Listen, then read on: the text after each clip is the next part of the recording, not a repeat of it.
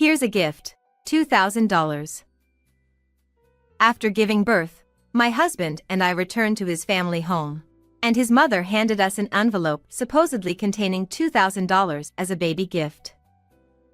After checking the contents, I threw the envelope into the trash. This was the final straw after enduring daily disparagement from my mother-in-law and senior employees. What are you doing? Apologize to my mom. I sternly told my flustered husband. Can you say the same thing after seeing this? Upon checking the contents of the envelope, my husband glared at his mother with an anger I'd never seen before. This moment led my husband to make a crucial decision. My name is Alice Catcher, 28 years old. I married Harrison through an arranged marriage. Harrison, 2 years older than me, is the eldest son of a patisserie and was strictly raised to be the heir. He is a very gentle and kind person. From the first time we met, I was drawn to his kindness. I want to share the beauty and delicate taste of my pastries with the world. Will you help me make this dream come true? Harrison said this and gave me a pastry that he made in my image instead of an engagement ring. As I shed tears of joy, Harrison continued. When we get married, you will work at our shop. Also, you'll live with my parents in their home, is that all right?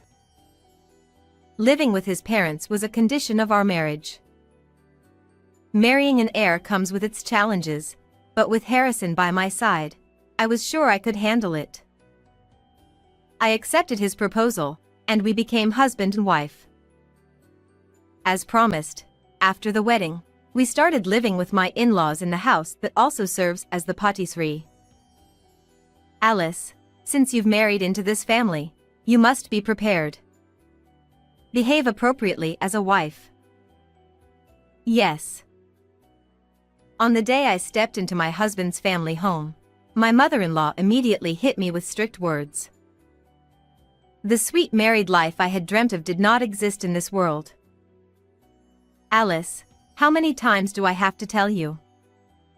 Learn our customs properly. As the daughter-in-law, you need to be more aware of your actions. It's such a burden for your mother-in-law to have to deal with someone as troublesome as you. Every day, I was belittled by my mother-in-law and senior female employees. My father-in-law was quiet and didn't speak much, but whenever he was around, the tension would peak, making me so nervous that I would make mistakes. Seeing this, my father-in-law would openly sigh at me. There was no place for me to relax in this house. But I was determined to work hard to gain everyone's approval and not be an embarrassment to Harrison. This determination was my only support. In the midst of all this, I found out I was pregnant. Take care of yourself and have a healthy heir. Everyone, including my mother-in-law, started to show concern for my well-being. At the 5-month checkup, I learned the baby's gender and announced it to my in-laws and Harrison during dinner. The baby is a girl. For a moment, everyone froze. A girl? Oh, a girl. No one offered any words of congratulations. Harrison kept his head down and continued eating silently, avoiding eye contact with anyone. I felt disheartened by their reactions. Is an heir only acceptable if it's a boy? Confused by the family's expectations, I anxiously ate my dinner. The next day, everyone's attitude changed dramatically. Pregnancy isn't an illness. Stop being so lazy and work properly. As soon as they learned the baby was a girl, the daily belittlement and overworking resumed. Why can't a girl inherit the patisserie? It's so sad that my child isn't welcomed and celebrated. I began to worry about my unborn daughter. I vowed to protect her no matter what. Harrison, you must have noticed. Since I married into this family, I've been belittled every day by your mother and the senior employees. Now that they know the baby is a girl, their treatment is unbearable. One day, unable to bear it any longer, I confided in Harrison. He looked troubled. I'm sorry, Alice. I'm still in training and don't have the right to oppose my family. Please endure it. Once you get better at your work, they'll stop criticizing you. I'm happy with our baby whether it's a boy or a girl. Please take care of yourself. With these words, he quickly headed to the bath. Though Harrison showed some concern for my well-being, I was disappointed by how unreliable he seemed. However, I touched my belly and told myself, I can't let this get me down. I'm going to be a mother. I have to be strong for my child. With renewed determination, I endured the mistreatment and belittlement alone, dreaming of the day my baby would be born healthy. In my in-laws' house, I was mainly responsible for preparing dinner. When buying ingredients, I would pay for them first and then get reimbursed by my mother-in-law after showing her the receipts. This system meant that I couldn't buy what I wanted without her scrutinizing the receipts. However, after becoming pregnant, I often craved sour and sweet things. Should I buy it? But I don't want to hear more snide remarks from my mother-in-law. Despite this internal struggle during shopping, I never had the courage to buy what I wanted. One day, my craving for something sweet became unbearable. I couldn't resist any longer and asked Harrison in the workshop, I'm craving something sweet because of the pregnancy. Could I have some scraps if there are any? Sure, wait a moment. Harrison discreetly wrapped some leftover scraps in plastic wrap and handed them to me. Thank you. Just then, my mother-in-law appeared. What are you doing here, Alice? She looked at the scraps in my hand. How disgraceful. This is a workshop for professionals. You are not allowed in here anymore. She took the scraps and chased me out of the workshop. One day, when I opened the refrigerator to prepare dinner, I found it stuffed with high-end ingredients like expensive beef. I asked my mother-in-law for permission to use them. Can I use the food in the fridge? What are you talking about? Those are for Cindy, who's coming back the day after tomorrow. Don't touch them. Cindy is Harrison's sister, who married a farmer. She was 3 months pregnant and returning home because of severe morning sickness. 3 months pregnant and returning home? At 7 months pregnant, I've been told, pregnancy isn't an illness. Despite my feelings, thinking about it only made me more miserable. I pulled myself together and prepared dinner with other ingredients. When Cindy came home, my mother-in-law was in high spirits all day. Having opposed Cindy's marriage to a farmer, my mother-in-law was overjoyed to have Cindy back home. I'll make dinner today, Alice. Why don't you go for a walk and relax? Unusually kind, my mother-in-law's offer was rare. Normally, evenings were busy, so I took her up on the offer to enjoy a leisurely walk. Oh, the sky is so high. Looking up at the sky for the first time in a while, it was a calming red, enveloping me in warmth. As I placed my hand on my belly, I felt the baby move. Mommy will work hard for you. Stay healthy and come out soon. I whispered to my unborn child. The smell of steak greeted me when I returned home. As I approached the living room, I heard voices from inside. Cindy, eat plenty for the baby's sake. Peeking inside, I saw my mother-in-law setting a feast before Cindy. My father-in-law and Harrison were also there, quietly eating steak. What about Alice's portion? At Harrison's question, My mother-in-law replied. Oh, it's fine. I made some stew for her. Without another word, Harrison averted his gaze from me. So there's no steak for me. Unable to bear it any longer, I quietly retreated to our room. Even though I'm pregnant like Cindy, no one tells me to eat plenty. Instead, I'm excluded. The realization of being treated so unfairly overwhelmed me, and I couldn't stop the tears. Why do I have to endure such treatment? No one in this house welcomes me or my baby. I wish I could just leave this place.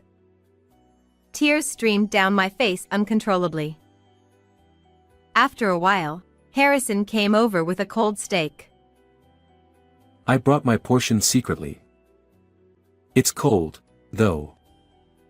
I'm sorry for making you feel even worse because of my sister's visit. Harrison apologized with a genuinely remorseful look.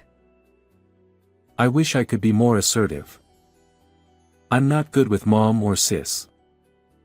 Mom had a tough time being harassed by my grandmother, so she probably thinks this is how in-law relationships should be. Sis has disliked me since childhood because I was the pampered eldest son, and she would always be mean to me behind the scenes. Both of them are strong-willed and troublesome, so honestly, I don't want to be involved with them. His family's issues were none of my concern. Even though he apologized, I realized that he wouldn't protect me or our child in the future. His unreliability made me feel even more miserable. Urged by him to eat the steak, I had no appetite, but I forced myself to eat the cold steak for the sake of the baby. Despite the steak being high quality, I couldn't taste anything. Mechanically chewing, I somehow managed to swallow it. Life after Cindy returned was particularly hard on me as a pregnant woman. Alice, fetch this for me. Despite my large belly, she made me do chores. Cindy should rest until her morning sickness subsides. Meanwhile, Cindy lounged around all day, pampered by her family. We were both pregnant, but my belly was much bigger. It was unfair. I had no choice but to endure it quietly for now. Alice, I bought some pudding for you. Feeling pity for the harsh treatment I endured, Harrison began secretly buying me things I wanted to eat, which was a small comfort. One day, I saw in Cindy's room a collection of high-end baby and maternity items. I had bought everything cheaply from an outlying store out of consideration for my in-laws. Both our babies are their grandchildren, so why such disparity? Trying not to dwell on it, I still felt deeply saddened. Finally, on December 20th, I gave birth to a baby girl. Harrison was overjoyed and cried tears of happiness. I'll become responsible and protect you and our child. He promised. After being discharged, I returned to the in-laws' house, where surprisingly, his mother greeted us with a smile. Let me hold her. When I handed over the baby, she, having raised 2 children, skillfully soothed her. Even she finds her grandchild adorable. Her behavior reassured me a bit. After a while, she handed the baby back to me and took an envelope from her pocket, giving it to him. Here's $2,000 as a gift. What? That much? I was surprised, but he seemed unfazed. Maybe such amounts were customary for celebrations in this house. He handed me the envelope without checking the contents, so I took it after placing the baby in the crib. I decided to check inside just in case. What's this? She averted her gaze with a smirk. That's enough. I threw the envelope into the trash. Hey, what are you doing? Apologize to Mom. He panicked. Can you still say that after seeing this? I picked up the discarded envelope and showed him its contents. His brows furrowed. The envelope didn't contain $2,000 but a bundle of receipts and invoices for luxury baby items and maternity goods that his parents had bought for Cindy. What is this, Mom? Even he raised his voice. It's normal for the eldest son's family to cover our expenses. She shamelessly spouted nonsense. Why should we pay for Cindy's maternity and baby goods? I couldn't stay silent anymore. I resolved to leave this house with my child. At that moment, his low voice echoed. We're leaving this house. What? The room fell silent, and everyone, including me, looked at him. He glared at his mother with a rage I'd never seen before. What do you think we are? I've been dissatisfied with your treatment of Alice, your reaction when our baby was a girl, and your interference with the business. I endured it because I wanted to become capable enough to manage the patisserie. But I've reached my limit. We're leaving. I won't take over the store.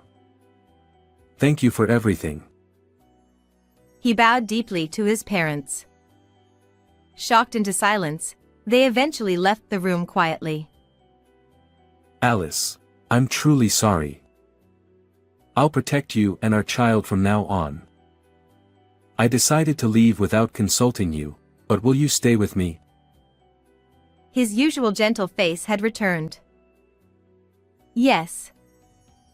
Thank you for protecting us. We'll face everything together as a family. The next day, he immediately started looking for a new place, and within a week, the three of us began a new life. The new apartment was small, but it was a peaceful and happy space for me. Eat well and rest whenever you can. And surprisingly, the new place was just a 5-minute walk from my parents' house. Harrison is wonderful. It's rare for someone to admit their weaknesses and ask for help. According to my mother, he had explained and apologized to my parents that night, asking for their support. Always rely on us. We're thrilled to have you close by. Her kindness brought me to tears. Meanwhile, his mother sometimes asked him to bring the baby to visit, but he only sent photos. After discussing it, we decided it was best to keep some distance from his parents for a while, and we kept our new address secret. Thanks to that, we had peaceful days. Alice, we're running out of diapers. I'll go buy some. He actively helped with chores and childcare, and we cherished our modest happiness every day. I want to start a business. One day, he told me this. Drawn to the allure of sweets since childhood, he hadn't given up on working with them, even after giving up on inheriting the family business. He still dreamed of sharing the beauty and delicate taste of sweets with the world. He decided to start an online sweets company. Inspired by him, I also wanted to help fulfill his dream. Utilizing my brief experience with the in-laws bakery, I brainstormed ideas while managing housework and childcare. Look at the pretty sweets Daddy made. One day, he showed our child his sweets. Although our baby couldn't eat them, they were mesmerized by the gentle colors and giggled excitedly. Seeing this, I had an idea. How about making sweets that even babies can eat? Envisioning the baby's smile, I shared the idea with him. That's a great idea. He embraced the concept. We focused on developing baby-friendly sweets using natural sweetness from ingredients like yams, without sugar or artificial colors, showcasing the ingredients' natural hues. Within 3 months, we created the envisioned product. Initially, we placed it in a friend's patisserie to gauge customer reactions, and it was surprisingly well received, praised as perfect for birthday parties. Encouraged, we began selling online, and it quickly became a hit. Featured in the media, our company grew steadily. As the business flourished, we were fully occupied with childcare and work, but by the time our daughter turned 2, the company had stabilized, generating consistent income. With more stability, I began thinking about his family. After we left, Cindy developed preeclampsia and was hospitalized. Her unhealthy diet of high-calorie foods and lack of exercise likely contributed. Though she had a difficult pregnancy, she gave birth to a healthy baby boy, which must have relieved everyone. Unfortunately, his family's patisserie struggled without him and eventually closed. What happened to your parents after closing the shop? I asked him. They were living modestly on their pension. Though I had few fond memories, they had raised him. 2 years had passed since we left the in-laws' house, and as my anger subsided, I discussed with him the idea of giving them $2,000 each as a birthday present. This amount came from what his mother had mentioned as a birth gift. I wasn't sure if she remembered, but if she did, I hoped it would prompt her to reflect.